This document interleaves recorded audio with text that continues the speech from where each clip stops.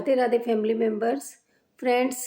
जब कोई मनचाहा सपना हम जो कभी हमने देखा हो या सोचा हो मन में और उसके पूरी होने की भी हम मतलब सोच नहीं सकते कि वो हमारा पूरा होगा भी या नहीं होगा, और अचानक से वो पूरा हो जाए तो मन को कितनी खुशी होती है कि ये बात तो मतलब अकल्पनीय है, शब्दों में इसका बयान ही नहीं किया जा सकता।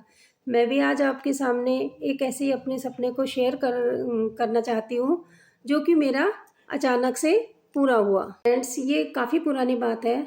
जब मेरे बच्चे छोटे थे तो अक्सर गर्मियों की छुट्टियों में नानी के घर जाते थे। उन दिनों सभी बच्चे नानी के घर जाते थे और काफ़ी दिन रहकर मतलब लगभग पूरी छुट्टियां वहाँ बिताकर खूब धमा चौकड़ी मचाते थे। ये बातें तो उस समय के बच्चों को सभी को याद होगी। तो मेरे बच्चे भी जाते थे मेरे साथ हमेशा, और कम से कम भी हम 1 या 1.5 महीना वहाँ रहते थे। फ्रेंड्स, जब हम छुट्टियाँ मनाकर लौट रहे थे तो मेरे पापा हमें रेलवे स्टेशन तक छोड़ने आए कि भाई मैं बच्चों को आराम से बिठा दूँ तो वे आराम से चले जाएंगे। और उस समय लंबे रूट के लिए बस ट्रेन या बसेस होती थी और ज़्यादा मतलब आने जाने के साधन इतने नहीं होते थे कि आजकल तो सबके घरों में गाड़ियां हैं और रेंट पर भी गाड़ियां लेकर या कैब वगैरह करके चले जाते हैं। लेकिन उस समय इतने ज़्यादा साधन नहीं थे, तो लंबे रूट पर तो ट्रेन ही ज़्यादा सुविधाजनक मानी जाती थी। तो हम ट्रेन के इंतज़ार में रेलवे स्टेशन पर बैठे थे। इतने में ही एक लंबे रूट की ट्रेन, कोई और ट्रेन थी, तो वो आकर रुकती है और उसमें जो एसी कोच के जो डिब्बे थे उनमें काले शीशे लगे हुए थे और पर्दे डले हुए थे। तो अचानक से उत्सुकता बस मैंने अपने पापा से पूछा कि पापा, आप हमारे लिए इन डिब्बों में क्यों नहीं मतलब सीट रिजर्व कराते। तो उन्होंने कहा कि लाली, ये डिब्बों में हम नहीं बैठ सकते क्योंकि हम मीडियम लोग हैं, मतलब मध्यम वर्गीय लोग हैं हम, तो ये डिब्बे हमारे लिए नहीं बने हैं, ये तो सरकारी अफसरों या बिजनेसमैन के लिए बने हैं, तो वे ही बैठते हैं क्योंकि इनमें किराया बहुत ज़्यादा होता है, तो हम इसको अफोर्ड नहीं कर सकते, इसलिए हम पैसेंजर ट्रेन से ही आना जाना हमारे लिए सही रहेगा। उन्होंने कहा और मैंने सुना और बात वहीं ख़त्म हो गई। कई साल बीत गए, लगभग 10-15 साल बीत गए, लेकिन मन में एक अधूरी चाहत थी कि मैं इन डिब्बों में बैठूं, क्योंकि मेरी शादी भी एक मध्यम वर्गीय परिवार में हुई थी। तो हम भी मतलब कहीं ज़्यादा आते जाते थे तो पैसेंजर ट्रेन से ही जाते थे, और ससुराल में भी मध्यम वर्गीय था और इसमें मायके में भी मेरा मध्यम वर्गीय परिवार था। तो ये इच्छा मेरी इच्छा ही बनकर रह गई।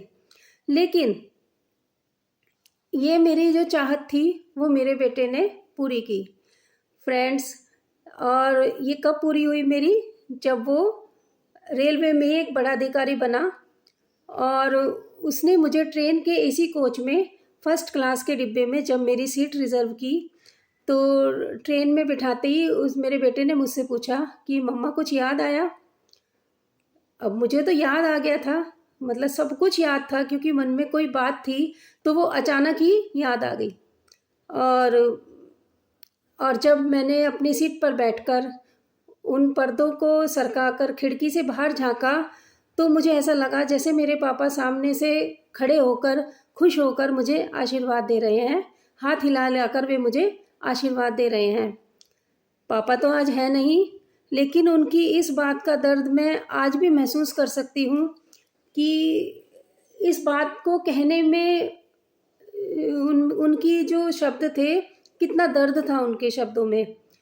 तो अगर आज वे होते तो शायद मैं अपने साथ उन्हें ज़रूर घुमाने ले जाती और उनकी भी इच्छा ये पूरी करती। फ्रेंड, कभी कभी सोचती हूँ कि मध्यम वर्गीय जो परिवार होते हैं, ऐसी छोटी छोटी खुशियाँ, छोटी छोटी इच्छाएं उनकी ऐसे ही दबकर रह जाती हैं, वो पूरी नहीं हो पाती कभी। हाँ, अगर बच्चे उनके पूरी कर दें तो वो बात अलग है, लेकिन शायद अपने आप तो वे कर ही नहीं सकते पूरी। और ये एक बहुत ही ज़्यादा मतलब दुख भरा सा प्रश्न है, या इसे स्थिति समझ लीजिए, दुख भरी स्थिति कि कितने ही लोग ऐसे हैं जो अपनी छोटी छोटी खुशियों को भी पूरी नहीं कर पाते। तो काफ़ी सोच कर मतलब दुख भी होता है, क्योंकि मैं खुद भुक्तभोगी हूँ इस चीज़ को। तो मैं इस स्थिति को बहुत अच्छी तरह से महसूस कर सकती हूँ कि एक मिडिल क्लास की क्या स्थिति होती है। छोटे छोटे सपने भी पूरे करने में उन्हें बहुत ज़्यादा सोचना पड़ता है या बहुत ज़्यादा एफर्ट्स लगाने पड़ते हैं। तो भगवान करे किसी को इस स्थिति से गुजरना ना पड़े। धन्यवाद।